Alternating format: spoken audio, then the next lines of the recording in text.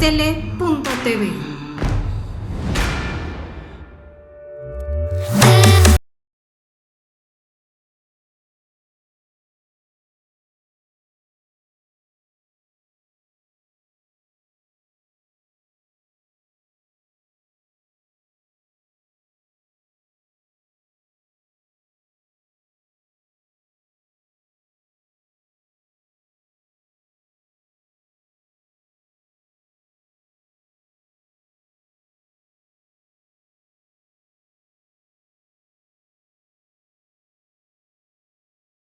Estoy sumamente contento porque vamos a hablar con un ciudadano de tiempo completo. ¿Y qué les puedo decir? Alguien que respeto, admiro a él como a lo que fue su papá, su imagen, etcétera. Manuel Cloutier Carrillo. Manuel, gracias por esta entrevista y vamos a charlar de ciudadano a ciudadano, ¿te parece? Al contrario, Alejandro, gracias a ti por esta oportunidad de charlar y de estar en contacto también con la gente que te sigue a tus órdenes. Manuel, la primera pregunta que te haría es, ¿cómo ves a México? Caray. Yo la pregunta que me hago es, ¿a qué hora se descompuso tanto el país? ¿A qué hora se desmadró? ¿A qué horas pasó esto? Y lo que sí me queda claro es que recientemente estuvo circulando por ahí en las redes sociales un supuesto escrito de el despido de Aristóteles Núñez de las redes sociales, y dice algo que en mi opinión es muy verdadero. Andrés Manuel López Obrador es efecto, no causa, es consecuencia, y es consecuencia de las condiciones que se crearon previamente. Eso no lo exime de su responsabilidad como gobernante, pero ni de la sarta de tarugadas que ha hecho y el rumbo que está marcando al país. Pero reconozco que es consecuencia. Es consecuencia de que el PAN haya perdido rumbo, es consecuencia de la voracidad de el regreso del PRI al poder con Peña Nieto. Llegaron con un pagaré al cobro que decía, bueno, por 12 años. Les debíamos 12 años y se lo quisieron cobrar así desesperados. Y se olvidaron de la gente, esa es la realidad. Mientras que por otro lado el PAN en 12 años de gobierno, pues tengo que reconocer que fueron pusilánimes, ambos, quizá más Fox que Felipe. Felipe chicharronero, pero Fox pusilánime. Y se olvidaron de la gente, insisto, porque perdieron el rumbo. Dejaron de contestar dos preguntas fundamentales. ¿Qué defienden y para qué quieren el poder? Estos deben de ser los dos rediles que enmarquen la acción política. ¿Qué defiendes? Es decir, principios y valores. Y por otro lado, el para qué quieres el poder. De otra manera llegas y no sabes para qué lo querías.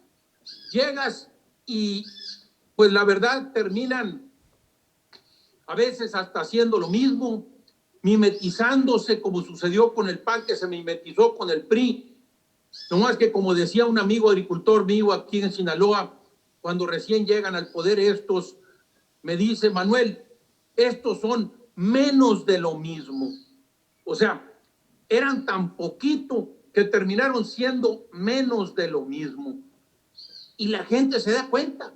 La gente no sintió finalmente, y esto es ya al final, no solo del PAN, sino del mismo peñanietismo, el PRI en el sexenio pasado, ya no te sentías representado absolutamente con ningún partido político. Sentías que ni el partido de tu preferencia, fuese el que fuese, te representaba. Entonces había un vacío que que llegó a alguien y lo llenó. En mi opinión,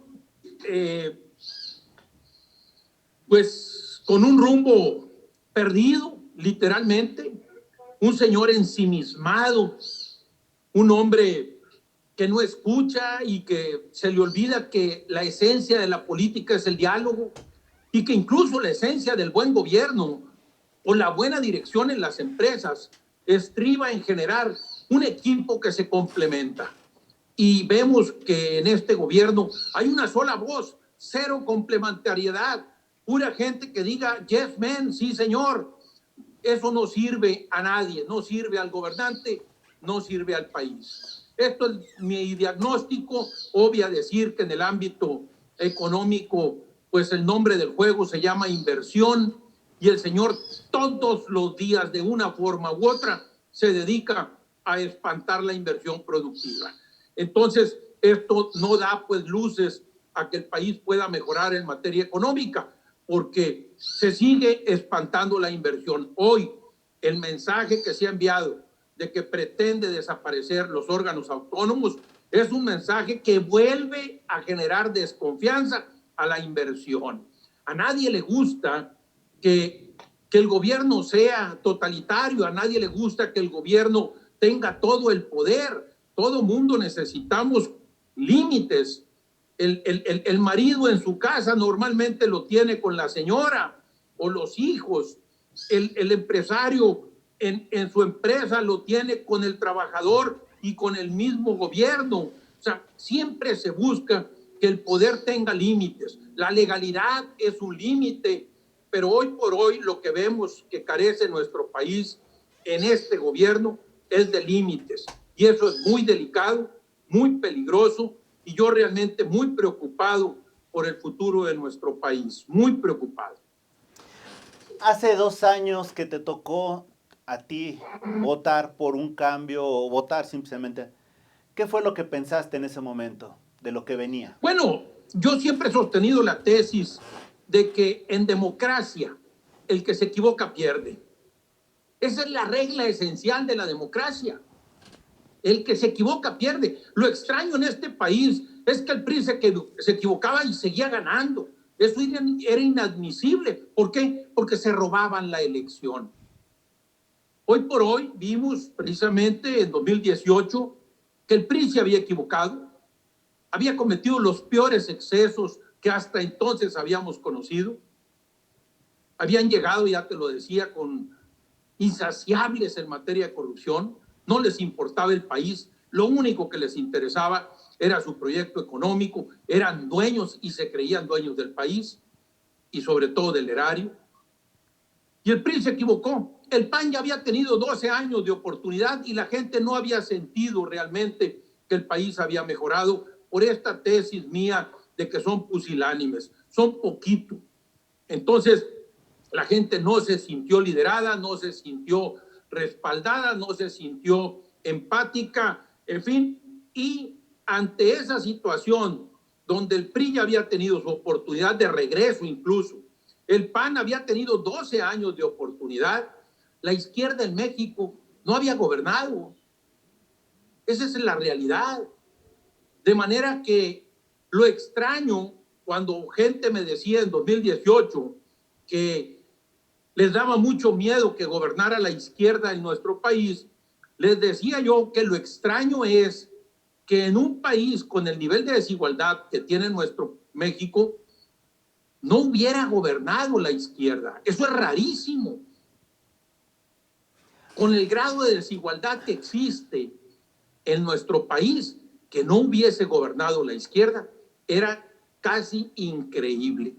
De manera que la gente dijo, y yo en lo personal dije, el PRI no es opción, el PAN ya tuvo su oportunidad, y hoy por hoy, si les aplico la que en democracia el que se equivoca pierde, tienen que perder ellos, y le di mi opción a este hombre que nunca me imaginé que lo volveríamos loco, porque literalmente hoy por hoy está loco de poder. Lo perdimos al señor. No, todavía no entiendo a qué horas lo perdimos, porque no es el personaje que nos trató de vender precisamente una idea en la que todos y cabíamos en la recuperación del país. Hoy por hoy vemos que, espero yo, que se siga aplicando esta lógica de que en democracia el que se equivoca pierde. Este señor a todas luces se ha equivocado y yo esperaría que la gente lo entienda y acote precisamente su poder, especialmente en la Cámara de Diputados. Pero Manuel, una pregunta. ¿Tú crees que llegó a México la izquierda? Bueno,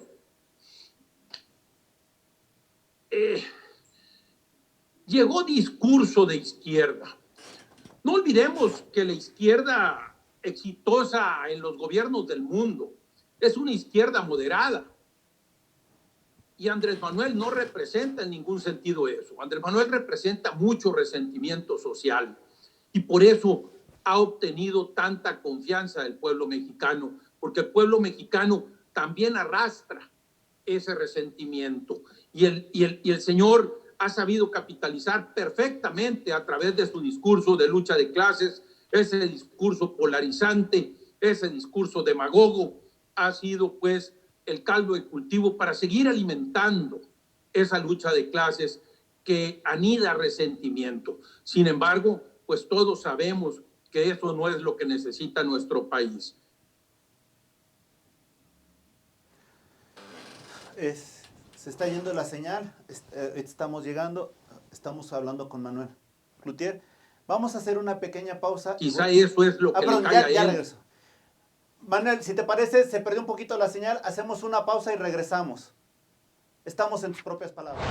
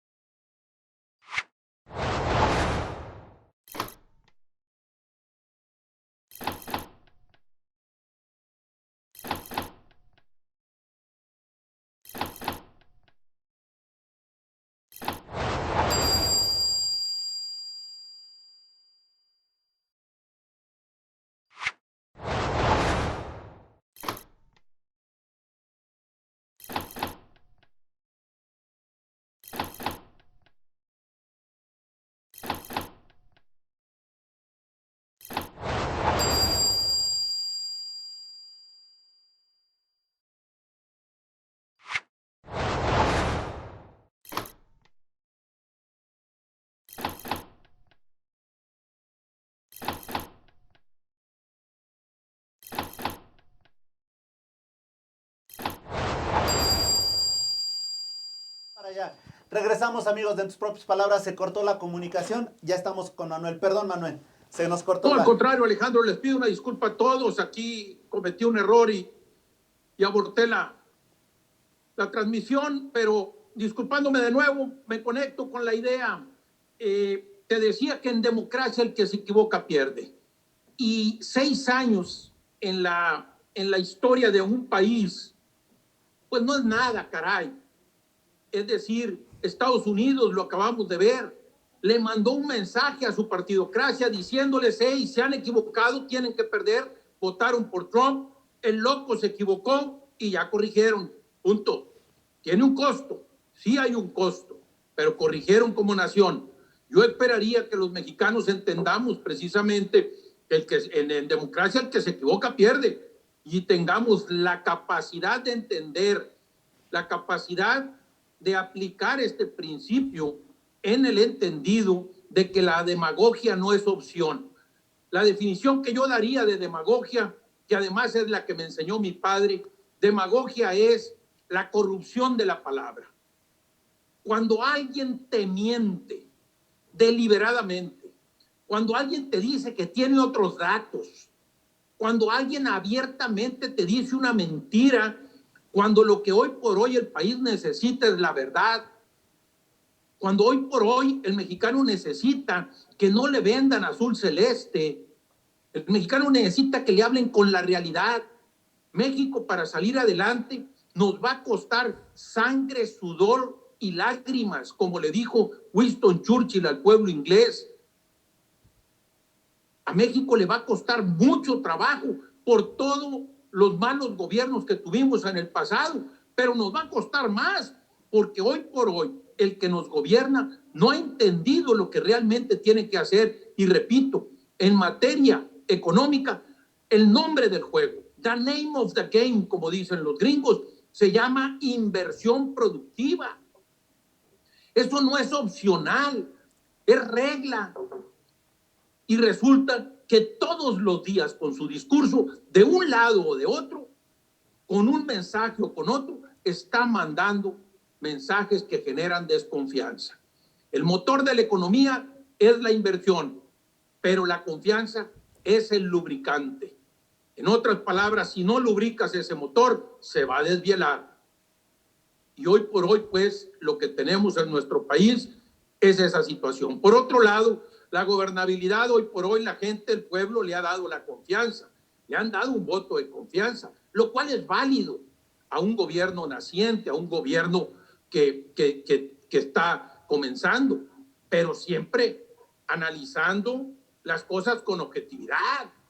No podemos caer en el fanatismo. O sea, tenemos que ser objetivos, y ahí está la información, y la información nos dice que se han equivocado reiteradamente. El último dato es muy interesante. Ahora acabamos de tener noticias precisamente de que el 80% de los contratos que han asignado este gobierno ha sido por asignación directa y no por convocatoria, por licitación. Licitación. Por licitación. Esto es delicadísimo, caray, porque entonces comparto con el señor en muchas cosas que nos ha mencionado Andrés Manuel López Obrador en relación con el diagnóstico del país, en las cuales tiene razón, pero caray, en las soluciones que nos ha planteado, en las alternativas que nos ha presentado, en esas no las comparto por ningún motivo, porque yo no estoy de acuerdo que me diga que vamos a combatir la corrupción generando todas estas operaciones en la opacidad. Ahora, pues no. Una pregunta. Los recursos públicos son sagrados, Alejandro, y por lo tanto deben de manejarse con transparencia, con eficiencia y con honestidad. Y no me digas que en este gobierno se están haciendo así. Reconozco, en el pasado, especialmente en el sexenio peñanietista, llegaron a los peores excesos, pero este no está siendo transparente. Tengo serias dudas sobre la honestidad y la eficiencia de los mismos. Manuel, tú que de alguna manera, tú que lo ves y todo, ¿qué confianza tendrías, ya no de los empresarios de afuera, de la inversión de afuera? ¿Tú cómo te sientes como empresario en estos momentos? Mira, lo que pasa es que hay dos tipos de empresarios en México. Los que tienen parte de su patrimonio fuera del país y tienen la opción de irse. Y los que no tenemos opción, que estamos invertidos hasta la madre y no tenemos más que la única opción de seguirle pedaleando para sacar nuestros negocios adelante. Y somos muchos los que estamos en esa condición y no tenemos opción. Tenemos que pedalearle para sacar nuestros negocios adelante. Pero pareciera, repito, que hay toda una intencionalidad de este gobierno por perjudicar no solo en imagen la figura del empresariado y de la empresa misma. Se les olvida que la empresa es una comunidad de vida y de trabajo, que no es del dueño. Los gringos distinguen perfectamente entre lo que son los stockholders, es decir, los accionistas, y los stakeholders, que son los que tienen una parte del pastel. Y los que tienen una parte del pastel son proveedores, clientes, acreedores, empleados, gobierno, comunidad en general, tiene una parte del pastel. Son todos los stakeholders. La empresa tiene una derrama en muchos sentidos mucho más amplia que sus dueños. Quizás son los dueños los que menos explotan y sacan recursos de la misma, menos en una situación como la actual. Yo te repito, ahorita te puedo decir que los que más tienen invertido en mi negocio, pues son los acreedores, los bancos. Esos son los que están metidos hasta el cogote conmigo. Y estamos trabajando durísimo y ahí la llevamos. Pero yo no tengo opción, yo no tengo más que una sola visión. Yo tengo que seguirle pedaleando bajo la regla de la bicicleta. Si dejo de pedalear, me caigo. Esa es mi realidad y creo que es la realidad de muchísimos mexicanos. Habrá otros, los grandes empresarios, que esos tienen la opción de ver las cosas con un criterio distinto, porque nos decía, por ejemplo, Carlos Llanos y Fuentes, aquel filósofo mexicano fundador de la Universidad Panamericana y del IPADE, que el empresario en muchísimas ocasiones actúa con tres roles. El rol de empresario, con el cual en automático, por definición, está en toda su capacidad y disponibilidad para asumir riesgos calculados, pero riesgos al fin, mientras que también en muchas ocasiones actúa como propietario, y el propietario es cobarde por naturaleza. El propietario siempre, los capitales en el mundo y en la historia se han diseñado para evadirse. El propietario es cobarde, es miedoso, cuida, tiene miedo perder su patrimonio, mientras que el empresario lo arriesga. Y en ocasiones el empresario mismo, y sobre todo entre más grande es, tiene esa dualidad en donde a veces actúa como empresario y a veces actúa como propietario. Nada tiene de malo actuar de un lado o de otro, o de una forma o de otra. Lo malo es que actúes como propietario cuando las circunstancias te demandan actuar como empresario, o bien al revés, cuando las circunstancias te demandan actuar como propietario y tú actúes arriesgando. Esos son los problemas realmente. Entonces, hoy por hoy, hay mexicanos también, hay empresarios mexicanos que su patrimonio es tan inmenso que juegan ya los dos roles porque también tienen un gran apego a los bienes. Y esto lo hace precisamente lo que decía mi padre: el que defiende sus bienes con miedo a perderlo, los va a perder porque los va a defender mal. Hoy por hoy es un gran reto precisamente para el empresariado mexicano, para que entiendan que no pueden defender este país ni su patrimonio, porque el país también es patrimonio de todos. No lo podemos defender con miedo. Si pretendemos defenderlo con miedo o incluso por miedo, lo vamos a perder. Manuel, una pregunta. ¿Tú crees que en estos momentos se está viviendo en un país con una doble moral? ¿En donde se dice algo y se hace otra cosa? ¿En donde se prometen y no se cumplen? ¿En donde se habla de honestidad y claramente no la estamos viviendo? Mira, hoy precisamente por la mañana, temprano, dialogando con mi señora, con mi esposa, le decía que estaba yo convencido que este señor es bipolar. No es posible que un día nos diga una cosa y al otro día nos diga otra, o que un día diga un argumento para defenderse y el otro día utilice el mismo argumento para atacarte. Eso tiene que ser bipolar, o de plano haber un, caray, ¿cómo decirle? Pues una perversidad de la cual quiero pensar que todavía no llegamos a esos extremos. Sería muy lamentable que quien tiene el mayor poder en el país fuera un hombre tan perverso. Otra pregunta en ese sentido. Hay ahorita líderes que están surgiendo, líderes empresariales, Gustavo de Hoyos, pero hay un líder que me está, o un referente de opinión que me está llamando mucho la atención. ¿Qué opinas de lo que, por ejemplo, lo que está haciendo Broso con su forma tan descarada de señalar o imputar, o sí, señalar los defectos de esta administración? ¿Cómo lo ves? Mira, primero ahorita que hablas de liderazgos que están surgiendo, en mi opinión, en lo que respecta a liderazgos, muy en particular creo que se están equivocando. Porque todo el llamado que están haciendo es un llamado en contra de la persona que hoy por hoy nos gobierna. Y no nos están llamando a construir un país diferente sobre premisas concretas. No nos están haciendo un llamado a un proyecto. Nos están llamando en contra. Así surge Frena, que es una cosa espantosa, horrorosa, que lo único que hace es fortalecer al señor, porque le da toda la razón en el discurso con la gente. Voltea y le dice, ven, estos están contra mí, estos nos quieren tumbar, estos nos quieren frenar.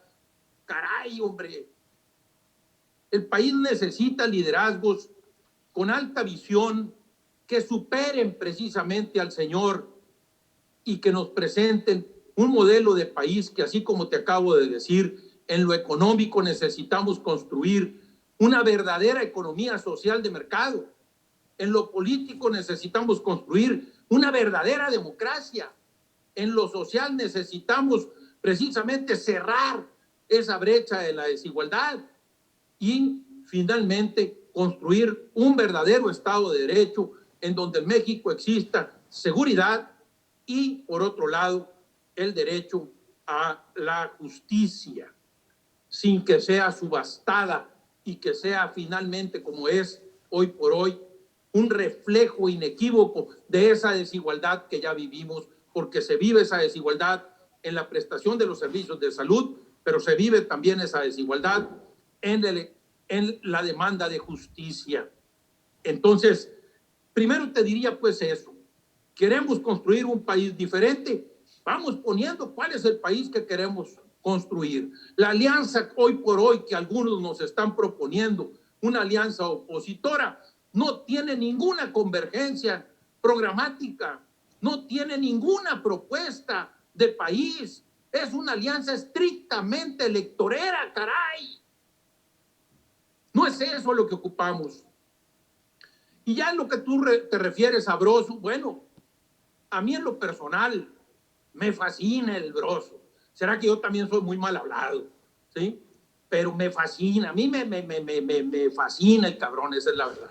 Entonces, y se me hace sensato, centrado. O sea, lo que pasa es que la gente que no está acostumbrada, pues yo soy sinaloense, mi abuela era más mal hablada que yo, tengo tíos, bueno, ya fallecieron, hermanos de mi padre que también eran peores que yo y que mi abuela. Entonces, pero interpretan, cuando dices una mala palabra, interpretan como si hubiese animadversión, como si hubiese enojo, víscera, cuando es una forma de hablar de los sinaloenses, caray, aquí nadie se asusta. Yo les digo que la diferencia en el centro, en el DF o ahora como le llaman Ciudad de México, es que te gritan, chinga tu madre, te dicen, y nosotros le decimos, chinga tu madre. O sea, es muy diferente hasta el tonito, caray, hombre, para mentar una madre. Entonces, te lo digo porque A mí el Broso en lo particular se me hace valiente, su análisis se me hace un análisis muy estructurado, siempre no lo veo yo visceral, y el estilo chacotero me fascina a mí en lo personal, y creo que también a mucha gente. Lo que estamos viendo es que no es nomás el Broso, hay muchísimos otros que están preocupados por lo que está pasando en el país, por el rumbo que está cobrando, y han tomado una posición pues de denunciar una serie de problemas que se están viviendo, y el señor Andrés Manuel López Obrador, el presidente, se ha dedicado a denostarlos. Eso es más preocupante para mí, porque en mi opinión el presidente no tiene derecho a denostar, no tiene derecho a difamar, no tiene derecho a atacar desde el púlpito presidencial a los ciudadanos. Los ciudadanos tenemos todo el derecho de criticar a nuestro gobierno y a nuestros gobernantes. El gobernante no tiene derecho a denostar, a difamar y a golpear a los ciudadanos, porque el tiro no es parejo. Cuando estábamos en la escuela y íbamos a arreglar algo a la salida, lo primero que decíamos es tiro derecho. Y este tiro, cuando es el presidente el que ataca y denosta a personas o instituciones de la sociedad civil, el tiro no es parejo, no es tiro derecho.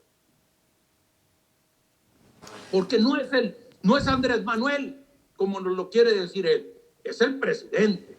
Y tiene el púlpito que no le cuesta a él, le cuesta a los ciudadanos. Mira quién lo parió tan vivo, diría la mamá de mi compadre Chuy. Manuel, algo que también me gustaría saber es, tienes razón de que ahorita todos se están juntando para como una alianza electorera, para cambiar las cosas, concretamente quitar el Congreso. Electorera hasta ahí, pero no hay una agenda legislativa que nos estén planteando. Eso es justamente a lo que me refería. ¿Qué agenda te gustaría ver para que en un momento dado como país construyéramos el México que queremos? Bueno, yo ya te dije, mi manera de ver las cosas, mi manera de pensar, ¿sí? Voy a llamarle mi ideología, ¿sí? Es, ya te lo dije, México necesita caminar en lo político a una verdadera democracia con límites al poder. En lo económico necesitamos una verdadera economía social de mercado. No la hemos vivido, ni la verdadera democracia, ni la verdadera economía social de mercado. En todos estos renglones nos hemos quedado con avances, pero con trechos por avanzar realmente. Nos hemos quedado inconclusos. Parte del problema que vivimos hoy en México es que la transición mexicana se estancó, se prolongó demasiado tiempo, y por eso hoy estamos teniendo una transición al pasado, en lugar de una transición que concluya los avances que íbamos teniendo, porque se prolongó demasiado. Ahí el PRI fue fundamental en retrasar el avance del país, porque creyeron que ellos iban a regresar y creyeron que se iban a quedar otros 18 años. Eso es el problema, que se equivocaron. No entendieron, no supieron leer a la gente, no andaban en la calle, no entendieron que la gente estábamos hasta la madre precisamente. Entonces, hoy por hoy necesitamos avanzar a una verdadera democracia que tenga una verdadera división de poderes, a una verdadera economía social de mercado, y por otro lado, ya lo decíamos, en lo social tenemos que trabajar con acciones concretas a cerrar la brecha de la desigualdad. En mi opinión, son al menos 3 renglones fundamentales para empezar a cerrar la brecha de la desigualdad. Necesitamos un proyecto real para mejorar los servicios de salud en nuestro país, no por la pandemia, sino porque ese es un tema que cierra la brecha de la desigualdad. El otro tema es la educación. La educación ensancha la brecha de la desigualdad en nuestro país en lugar de cerrarla. Y por otro lado, dijimos, la justicia. Son renglones que nadie le quiere entrar y que son renglones en los que tiene que ponerse el acento. El panismo, cuando tuvo su poder en su momento, en 12 años tuvieron la oportunidad tuvieron muchísimo dinero y tuvieron la oportunidad de haber cambiado los servicios de salud en nuestro país y no lo hicieron. Y no lo hicieron por pusilánimes, repito, pero la tuvieron la oportunidad. La tuvieron, ¿por qué? Porque tuvieron el dinero, pero se les olvidó la gente. Se les olvidó que ese es un renglón fundamental. Y nos van a argumentar que lograron la cobertura universal de salud.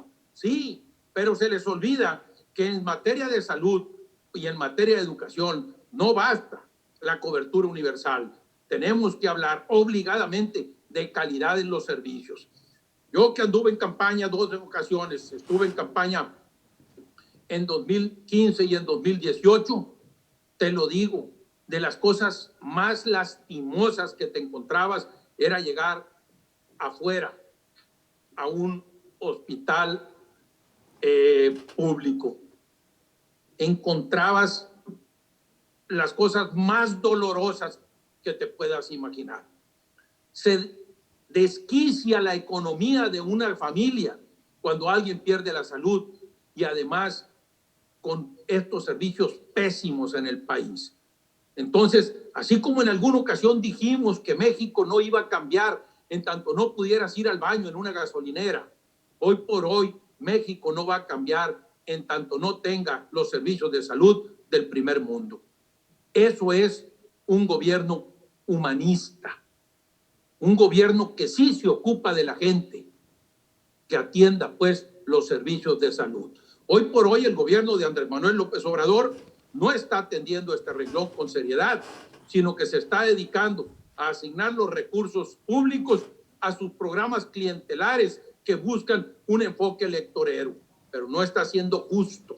La justicia social con la cual abandera su discurso no se está viendo reflejado en los servicios de salud, ni en la educación, ni en la justicia. Manuel, ¿algún servidor público, diputado, senador, se ha acercado contigo a pedirte algún consejo? ¿A pedirme qué? ¿Algún consejo? No. No, la gente cuando llega al poder no quiere consejos. No, esto. Y no me importa si son panistas, si son priistas. Los priistas eran un poquito más listos antes de que llegara el peñanietismo. Ahí sí te buscaban. Sí les interesaba saber qué estabas pensando. Y no yo, sino quien era crítico. Se acercaban y buscaban saber qué estabas pensando y por qué, etcétera. Y les interesaba un poquito más. Pero esto ya tiene bastantes sexenios y este es cuando has generado un poder absoluto. Le diste toda la legitimidad y el señor se volvió loco. No entendió que muchísimos mexicanos votamos en contra del PRI y del PAN porque se habían equivocado y creyó el señor que habíamos votado por él y su persona. No, yo no voté por él, porque lo correcto era castigarlos con el voto. No podían ganar si se habían equivocado, teníamos que darles el mensaje. Pero el señor se volvió loquito porque cree que votamos por él. Yo les digo que a los gobernantes les urge tener en su casa el espejo de Blancanieves. Yo aquí tengo el mío. Bajo la escalera, ya para salir a la calle, volteo y veo el espejo y le digo, espejito, espejito, ¿quién es el más bonito? Y me dice, tú no, Blancanieves. Es urgente que nuestros gobernantes entiendan que no son los más bonitos, que se dejen de estar creyendo. Llegan al poder y hasta guapos se creen, hijo de la fregada. Tú comentabas, y me pareció muy interesante esto, y retomo un poquito. Tú comentabas que se han incurrido en excesos del pasado, en errores del pasado. De continuar así las cosas, ¿a qué etapa del pasado podríamos llegar como van las cosas? Oh, bueno, lo que pasa es que yo te había que tomar una decisión. Tomábamos la decisión de la mejora continua, que significaba seguir haciendo lo mismo pero mejor, o tomábamos la decisión de la mejora discontinua, lo cual era precisamente una decisión disruptiva que mandara la señal con su demografía, que es fundamental entender en dónde estamos parados. Sabremos que más del 50% de la gente, de la población de nuestro país, es menor de 30 años. Es decir, México es un país joven, pero también la población económicamente activa en nuestro país trabaja en el sector informal de la economía. Por otro lado, tenemos que un 13% de la población actual es mayor de 60 años y que en el lapso de 30 años, se va a triplicar, va a pasar del 13% al 37% de la población mayor de 60 años. Corremos pues el riesgo de convertirnos en un país viejo y pobre antes de lo que hoy por hoy somos, un país joven y pobre, antes de convertirnos en ricos o primermundistas, como me gusta a mí manifestarlo. Corremos el riesgo de llegar primero a ser viejos y seguir jodidos.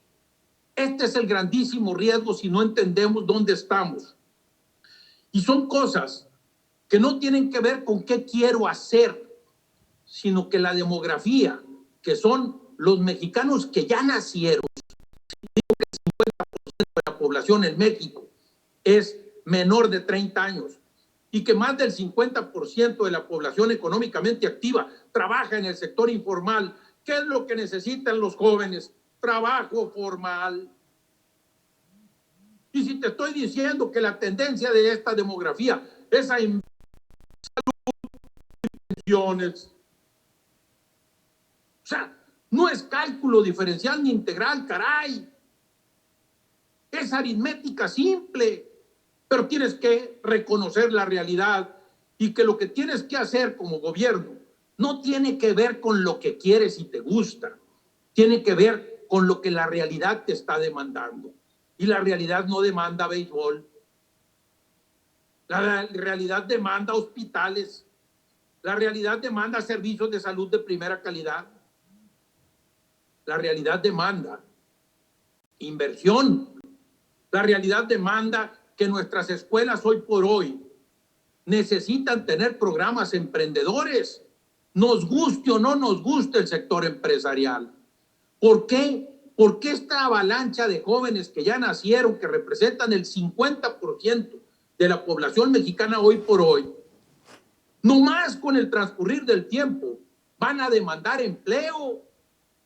Un empleo que la economía formal no está teniendo capacidad de generar. No es si nos gusta o no nos gusta, no es si creo o no creo en la empresa, la ocupamos obligadamente. México demanda inversión, 87% de la inversión en nuestro país es inversión privada y solamente el 13% es inversión pública. En otras palabras, con la sola inversión pública no le va a alcanzar a este señor, por más que quiera, no alcanza. Necesita obligadamente del sector empresarial y seguir mamando y dando de topes no le va a rendir los frutos porque eso ahuyenta la inversión productiva. Y no me refiero nomás la extranjera, también la mexicana, porque entonces la gente lo único que hace es, se va frenando. El dicho mexicano en los ambientes de incertidumbre siempre dice, vamos a ver, vamos a esperar a ver cómo vienen las cosas. Y se espera. Entonces, yo la verdad estoy muy preocupado. La situación económica me inquieta tremendamente y tengo que serte honesto, tengo que serte honesto. A mí me está yendo muy bien. O sea, nadie puede argumentar que estoy respirando desde la herida. Nadie puede argumentar que estoy llorando el México que se me frustró en términos económicos. No, a mí me está yendo a todísima madre. pero eso no quiere decir que el país esté bien. Eso no me hace perder la objetividad. Eso no me hace gritar, esperando que algún sensato en el poder escuche tantito. Y no a mí, caray, no tengo el monopolio de la verdad. Pero caray, escuchen otras voces. Si algo le entiendo es a la generación de empleo. Si algo le entiendo es a cómo razona el sector empresarial. Aún siendo atípico yo, le entiendo a eso. Tengo esa formación desde hace muchos años. De manera, caray, y ellos no le entienden. Nunca han generado un empleo, nunca han tenido que invertir, nunca han tenido que pagar la raya. Nomás la cobran. No sé, te digo, y en términos de los errores, a mí me preocupa mucho que se siga polarizando al país. Acabamos de ver el ejemplo de lo que sucede en un país cuando alguien se dedica a alimentar la polarización. A mí me gusta parafrasear la idea de que la estepa está seca y falta que un estúpido aviente un cerillo. En México, seguir alimentando la polarización de la nación, seguir alimentando la lucha de clases, el día de mañana, ante la frustración inevitable que va a haber porque este gobierno va a fracasar. No se puede tener éxito en la estupidez. No se puede, es imposible. No se puede. Tienen que hacer cosas sensatas. Entonces, ese fracaso va a generar una frustración tremenda que nos puede llevar a que el país polarizado se encienda. Manuel, tengo dos comentarios. Bueno, nos quedan 10 minutos. Yo nada más, la primera pregunta que te hago es, tienes razón, hay que crear la formalidad, respetar la formalidad y todo. Sin embargo, algo que sucedió en la Ciudad de México es que todos los restauranteros protestaron en esta situación de la pandemia que no les han impedido abrir sus negocios. Y hubo un servidor público que dijo que cuando todos se refirieron a los informales, este servidor público dijo, sí, ellos sí pueden abrir porque son pobres.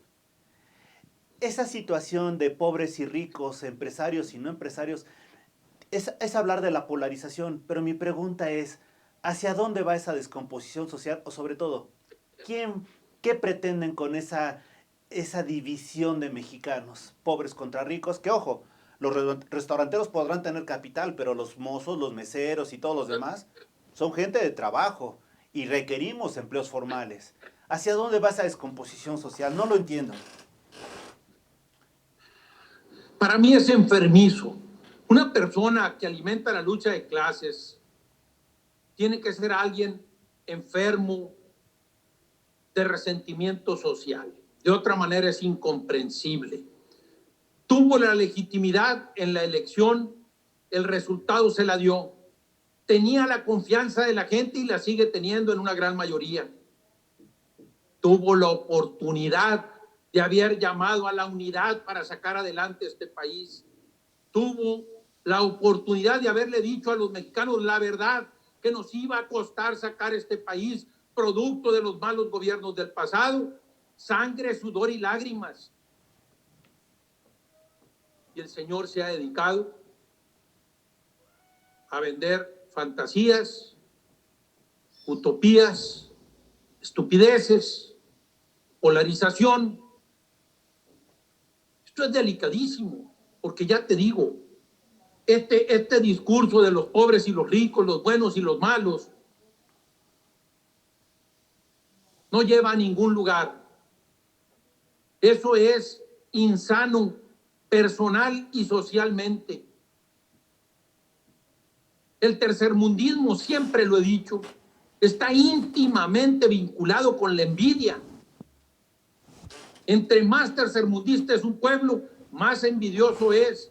Y entre más envidioso es, más tercermundista se convierte. En el campo allá con mi papá, en el campo agrícola nuestro, que fundó él, había gente que le subías el sueldo y se enojaba porque no quería ganar más, quería que el compadre de él no ganara más que él. Te lo digo, este es el problema de fondo. Un país tercermundista con resentimiento social que el viejo lo está atizando. Y no se vale. Es por demás irresponsable seguir atizándole a la polarización al país. Ya la oportunidad de haber generado confianza ya se perdió, porque los gringos dicen, you'll never have a second chance to give a first good impression. Nunca tendrás una segunda oportunidad de dar una primera buena impresión. Y al menos con el sector inversionista, el señor ya la perdió. Pero todavía se puede. Que no sigamos cayendo, que seamos responsables. El país no demanda lucha de clases, el país demanda responsabilidad de nuestros gobernantes, demanda responsabilidad de precisamente de quienes tenemos pues mejores condiciones socioeconómicas, pero demanda responsabilidad de todos los mexicanos. Tenemos la responsabilidad de informarnos realmente de manera objetiva. Tenemos responsabilidad de analizar la realidad de nuestro país. Tenemos responsabilidad de establecer los contrapesos y los límites al poder. Tenemos responsabilidad de que nuestra democracia y división de poderes funcione realmente. Tenemos responsabilidad de que México construya una verdadera economía social de mercado, en donde México se convierta en un país atractivo y confiable a la inversión productiva. Tenemos responsabilidad de que en México exista un verdadero Estado de Derecho y un verdadero sistema de justicia que no te someta a una subasta política y económica para obtener la justicia en este país. Hoy por hoy lo peor que le puede pasar a un mexicano es caer en un litigio. Es una mierda el sistema judicial en nuestro país. Entonces, yo te lo digo, caray, me duele México, y esto me hace parafrasear una idea que platicara una vez unos amigos que andaban mal como pareja y decidieron ir a consultar a un terapeuta familiar de pareja, y llegaron con la terapeuta y les pregunta, ¿se pelean? Sí, dijeron los dos acusando recibo. Bien, sí le entro al caso entonces, porque quiere decir que tienen remedio. Hoy por hoy la pregunta que yo le haría a los mexicanos es, ¿te duele lo que pasa en nuestro país? Si la respuesta es que sí, México tiene remedio. Si la respuesta es que no, ya nos llevó la chingada. Excelente, Manuel. Muchas gracias. Antes que nada, ofrezco muchas disculpas a la gente que nos está haciendo cuestionamientos, pero no nos dio tiempo. Ya será en otra oportunidad, Manuel. Por favor, ojalá tengamos la oportunidad de volver a platicar. Y yo te pediría, en tus propias palabras, Manuel, ¿quién eres? ¿Quién soy? Manuel Jesús Cloutier Carrillo, ciudadano de tiempo completo. Muchas gracias, Manuel, y ojalá tengamos la oportunidad de volver a charlar. Gracias. Y sobre todo, gracias a ustedes que nos han seguido. Esto ha sido una excelente plática con Manuel. Y sobre todo, gracias por escucharnos. Hasta la próxima. Gracias, Alejandro. Qué amable. Aztele.tv